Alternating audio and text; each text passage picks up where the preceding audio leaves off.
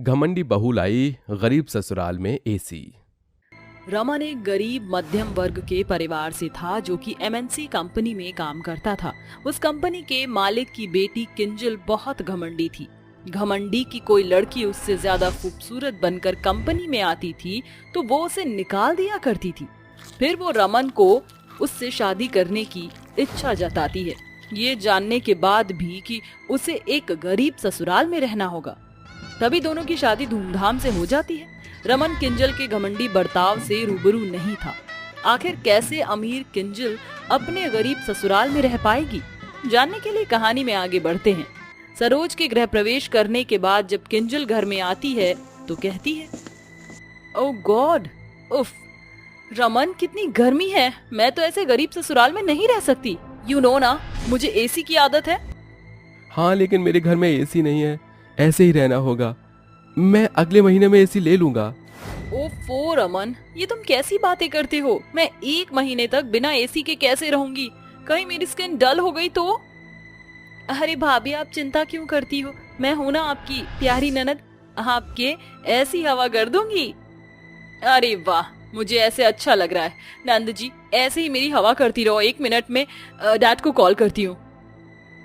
किंजल अपने अमीर बाप को एक कॉल करके दहेज के सामान में एसी मंगवा लेती है। कुछ ही देर में वह एसी उसके कमरे में लग जाता है जहां उसके सभी ससुराल वाले मौजूद थे। अरे वाह, अब कितना सुकून मिल रहा है एसी की ठंडी ठंडी हवा से। अरे वाह भाभी, मजा आ गया। अब तो मैं दोपहर में आपके कमरे में रहा करूंगी जब आप खाना बना रही होंगी। आहा, बड़ी चालाक हो तुम। मेरे कमरे में आकर मेरे ही एसी की हवा खाओगी, वो भी जब मैं पसीने में खाना बना रही हूँ। सुन रहे हैं आप रमन? अरे भाभी, मेरा वो मतलब नहीं था। हाँ किंजल, ऐसे ही परेशान हो रही हो। मैंने तो पहली बार एसी को देखा है और उसकी ठंडी हवा भी ऐसे लग रही है जैसे हम कश्मीर में हैं। हाँ, बिल्कुल सही कहा सरोज तुमने। अगर हम एसी में सोएंगे तो कंबल लेना ही पड़ेगा। मेरे ससुराल का पहला दिन है और रमन के सामने मैं बुरा नहीं बन सकती, वरना इन गरीब ससुराल वालों को तो मैं अभी लाइन पर ले आती। हाँ माँ जी, पापा जी, कश्मीर जैसा तो लगता है। बहू, बुरा न मानो तो कभी कभी हम भी तुम्हारे एसी में आकर कुछ देर बैठ सकते हैं। हाँ हाँ पापा जी, बिल्कुल। सच में किंजल, तुम बहुत अच्छी हो। मैं तो बहुत खुश हूँ तुम्हें अपनी बीवी पाकर। बस रमन के मन में मेरी अच्छी छवि ऐसे ही बनी रहे। उनके पीछे तो मैं एक एक करके सबको लाइन पर ले आऊंगी। अब तो मुझे बहुत गर्मी लग रही है, लहंगा भी बहुत भारी है। अरे हाँ, हमने तो ध्यान ही नहीं दिया, बहू के कमरे में आ गए। चलो अब दोनों को आराम करने दो, नए जोड़े को भी तो समय मिलना चाहिए ना। हाँ हाँ माँ। ये कहते ही सब उनके रूम से चले जाते हैं। ससुराल में 2-4 दिन किंजल अच्छे से बर्ताव करती है, लेकिन अगले दिन अपने पति के जाने के बाद वह एटीट्यूड में आकर कहती है, ओहो माँ जी, सुबह के 10 बज रहे हैं, मुझे बहुत भूख लग रही है, कुछ बनाकर खिला दीजिए। बहू, तू ये क्या बोल रही है? रोज की तरह खाना तू बनाएगी ना अब? और अभी तूने रमन के लिए नाश्ता बनाया तो था। मैंने बस उनके लिए नाश्ता बनाया था। मैं अपने अमीर बाप की इकलौती लड़की हूँ। मैं यहाँ पर नौकरानी का काम करने के लिए नहीं आई हूँ। अब से सारा खाना आप बनाएंगे, समझ आई बात? भाभी, आप ये माँ से किस तरह से बात कर रही हैं? चुप करो तुम। बड़ा बोल रही थी कि मेरे एसी में बैठना है। जाकर घर की साफ सफाई करो। और खबरदार, अगर आप में से किसी ने भी रमन के सामने अपना मुंह खोला, खड़े खड़े मुझे घूर क्या रहे हैं, जाइए। नहीं नहीं बहू, हम किसी को कुछ नहीं बताएंगे। घमंडी बहू की बात सुनकर सरोज रसोई में जाकर खाना बनाती है और उसे खिलाती है, जिसमें किंजल नुक्स निकाल कर खाना फेंक देती है। ये बात सरोज को बहुत बुरी लगती है। कैसा खाना बनाया है ये बकवास खाना खाऊंगी। ये बोलते ही किंजल अपनी सास का हाथ मरोड़ देती है।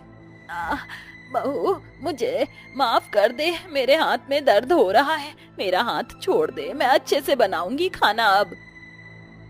भाभी, माँ को छोड़िए, आगे से फिर कभी मुझसे जुबान मत लड़ाना। इस तरह किंजल सरोज और रूपा पर बहुत अत्याचार करती है। उनसे घर के सारे काम करवाती है, बदले में वो खुद एसी में रहा करती थी। वक्त बीतता है। एक शाम डाइनिंग टेबल पर सब खाना खा रहे थे तो रमन कहता है, वैसे मम्मी पापा, रूपा, आप सबको एसी में बैठकर मजा तो बहुत आता है ना? हाँ हाँ बेटा, दोपहर को मैं और रूपा बहू के कमरे में सोते हैं, एसी में बहुत अच्छी नींद आती है। हाँ भैया, सच में भाभी बहुत अच्छी हैं। बहुत अच्छी बहू है किंजल बिटिया। बस बस माँ जी पापा जी मेरी इतनी तारीफ भी मत कीजिए, आखिर ये एसी तो सबका ही है। सच में किंजल, मैं तुमसे बहुत खुश हूँ, तुमने मेरे घर को संभाल लिया। जी रमन। इस तरह किंजल रमन को बेवकूफ बनाकर रखती है और घर वालों से घर का सारा काम करवाती है। बेचारे रमन के माता पिता गर्मी में पसीने में लथपथ काम करते हैं और वो हमेशा आराम फरमाती है। फिर एक दिन उसका ससुर ये सब जानने के बाद भी डर कर बोलता है, वो बहू तूने उस दिन बोला था कि तू एसी वाले कमरे में थोड़ी देर बैठने देगी, तो मैं जाऊंगा। मुझे अपने कमरे में बहुत गर्मी लग रही है। अच्छा, आपको गर्मी लग रही है? चलिए मैं आपको एसी वाले रूम में बैठा देती हूँ। मैंने अभी एसी चलाया था तो बंद कर दिया है, लेकिन कमरा ठंडा है। आप दरवाजा मत खोलना वहाँ का बिल्कुल भी। ठीक है बेटा। तभी भोले ससुर को किंजल बंद एसी में सारी खिड़की के साथ बंद कर देती है, जहाँ थोड़ी देर बाद उसका दम घुटने लगता है और पसीने आता है। ये क्या हो रहा है? सांस नहीं ली जा रही, एसी चलाना भी नहीं आता। एसी की ठंडक तो कमरे में है ही नहीं। बहू दरवाजा खोल, अरे मेरा दम घुट रहा है। गोपाल दरवाजे पर खटखटाता रहता है, लेकिन किंजल को उस पर दया नहीं आती और जब आधे घंटे बाद दरवाजा खोलती है जहाँ गोपाल बेहोश होता है, ये देखकर रूपा और सरोज घबरा जाते हैं। अरे बहू, तेरे ससुर जी को क्या हो गया है? तूने क्या किया इनके साथ? मैं तेरे हाथ जोड़ती हूँ, जल्दी से इन्हें डॉक्टर के पास लेकर चल। माँ, लगता है बंद कमरे की घुटन से पिताजी बेहोश हो गए। भाभी, आपको पिताजी के साथ ऐसा करने की क्या जरूरत थी? आप हम पर अत्याचार कर रही हैं, इतना काफी नहीं है। बड़ा बोल रहे थे। बहू, मुझे एसी में बिठा दे, गर्मी लग रही है। निकाल दी ना मैंने इनकी सारी गर्मी। बहू, मैं तेरे पैर पड़ रही हूँ, जल्दी से डॉक्टर को बुला। तभी सास की बात को सुनकर वो डॉक्टर को बुलाती है, जहाँ डॉक्टर गोपाल का चेकअप करता है। ये बात रमन को पता चलती है तो वो भागता हुआ घर आता है और कहता है, माँ, रूपा, किंजल, पिताजी की तबीयत इतनी खराब कैसे हुई? बेटा, वो बंद कमरे में बेहोश हो गए थे। नहीं माँ, और कितना झूठ बोलेंगे हम। भैया, ये पूरा सच नहीं है। मुझे लगा भाभी सुधर जाएंगी, लेकिन वो हम पर बेफजूल में अत्याचार करने लग गई। उन्होंने पापा को बंद एसी के कमरे में बंद कर दिया। घुटन की वजह से उनकी ऐसी हालत हुई है कि अभी उन्हें ऑक्सीजन लग रहा है। क्या? पर क्यों? किंजल, तुमने ऐसा क्या किया है? अब वो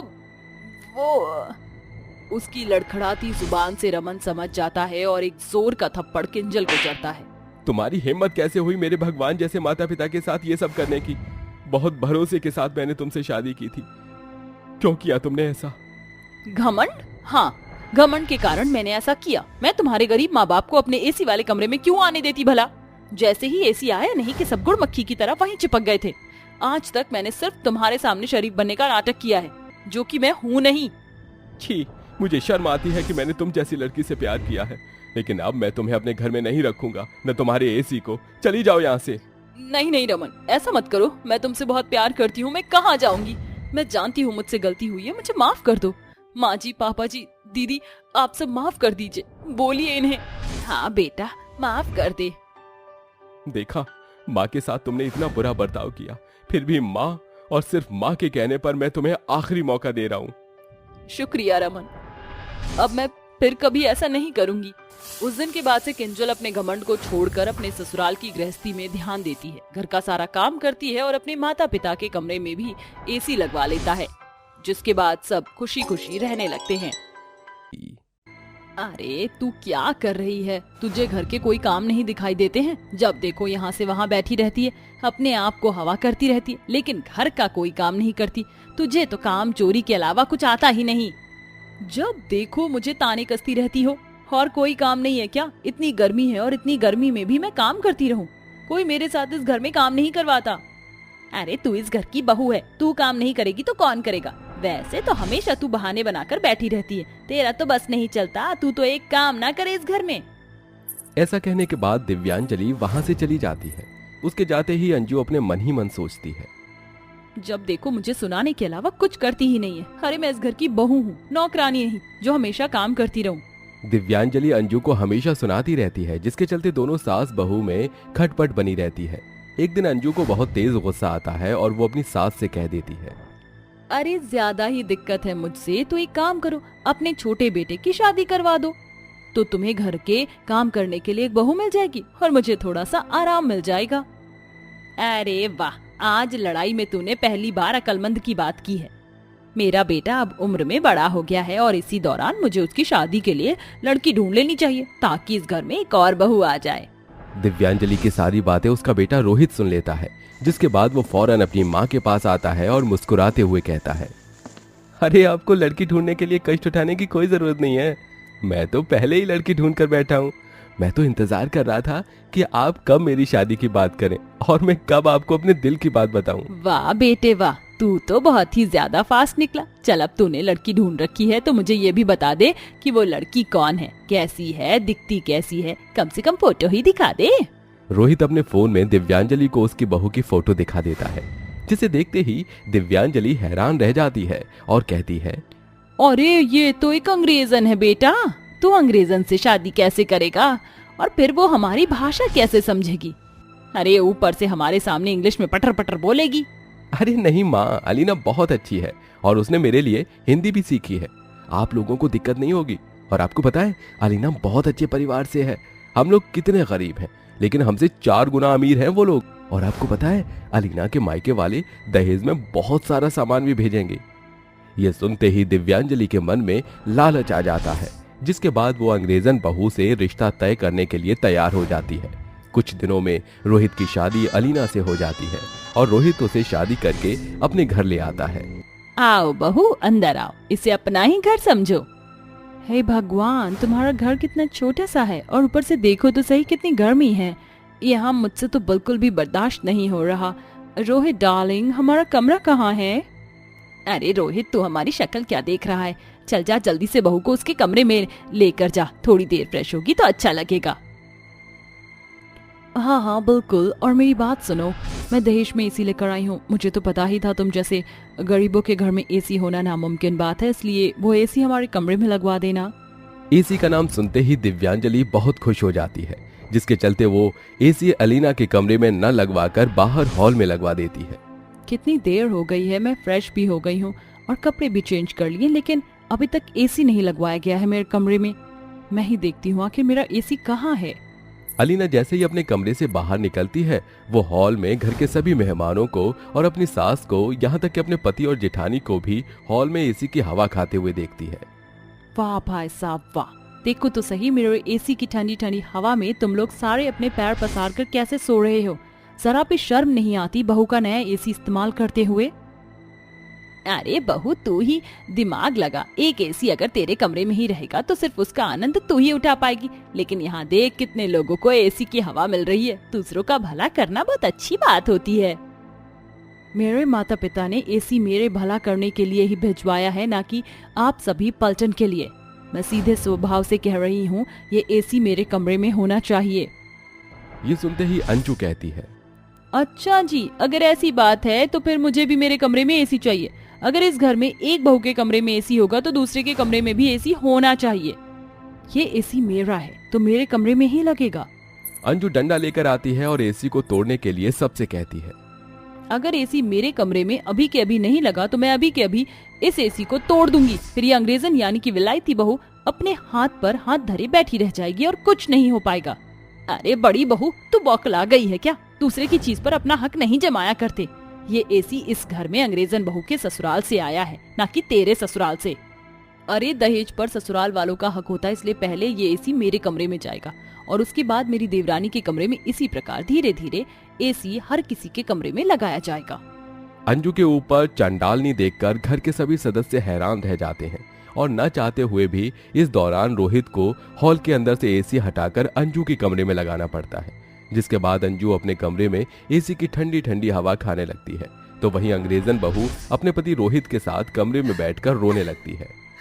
अरे ये दिन दिखाने के लिए आपने मुझसे शादी की थी कि मेरी चीजों के ऊपर मेरी जेठानी कब्जा करके बैठेगी? अरे एक ही तो एसी है, उसे भी कभी हॉल में लगाया जा रहा है तो कभी जेठानी के कमरे में।